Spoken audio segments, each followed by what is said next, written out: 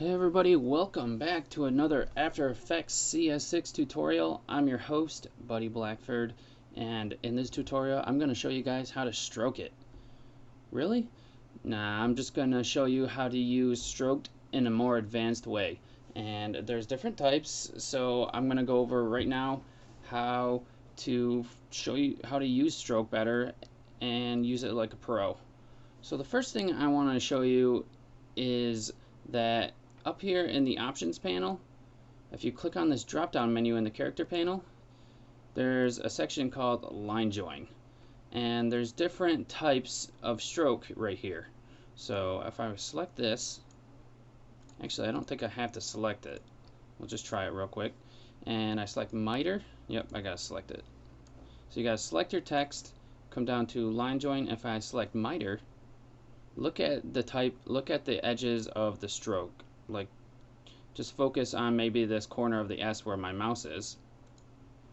You can see that it's now squared off, and that's what miter does. It's gonna be probably defaulted at miter for you guys if you've never changed it before. Now if we go to round, it changes it to a rounded off edge. There we go. Now if I go to bevel, now you're going to get an extra cut in your edge and it's going to be more beveled. Oops. So put that back in the middle there. So I'm just going to bevel all these for you quick so you can see what it looks like all together. Line join, bevel. And as you can see, I can add different bevels or different stroke styles to different parts of the text. So this one I could make miter if I wanted to, and then this one I could make round if I wanted to. So you're not stuck with just doing the same one on every text. However, usually you want to stick with just one type if you want to look professional. I don't see too many bevels going on, but there might be uses for it.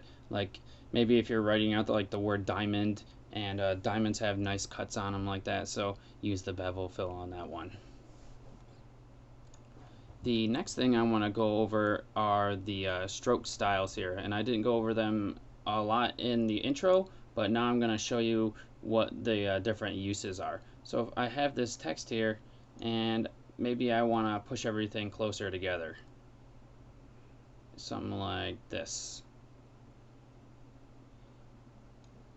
Now, it's originally going to be on fill over stroke, and this is what it's going to look like.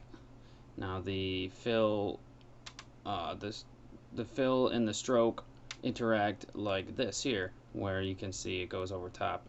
And when you're like fill over stroke, it means like the next letter in line is going to be over top of the next letter. So you can see the stroke lines inside the next text for the letter that is to the right. So let me select it again, and now we're going to go to all fills over all strokes. And let me bring it in even more so I can illustrate this even more. There we go. Now you can see that when the letters connect here, there isn't any more stroke lines, unless you're not all the way connected in, like right here in between these two lines. But it just goes over all around the outside where everything is connected. So that's a reason you might want to use the all fills over all strokes. It works good with like chunky letters and stuff like that. So here's fill over stroke. And here is a stroke over fill. It's going to look like crap. And here is all strokes over all fills. It looks like even more crap. So all strokes over all fills, as you can see, the S goes into the A. It's just going to show every single part of the stroke. So let's go back to what looks good.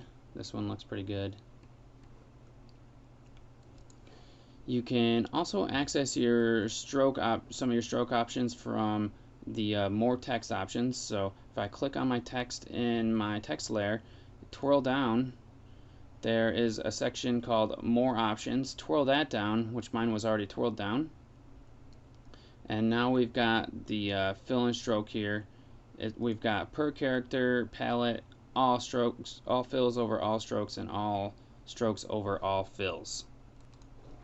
Now, normally you want to leave this at per character because these options here, they override the fill and stroke properties of the individual characters. So if I come down here, now if you want them to interact individually, you want this per character palette. So, and the individual ones are these two right here.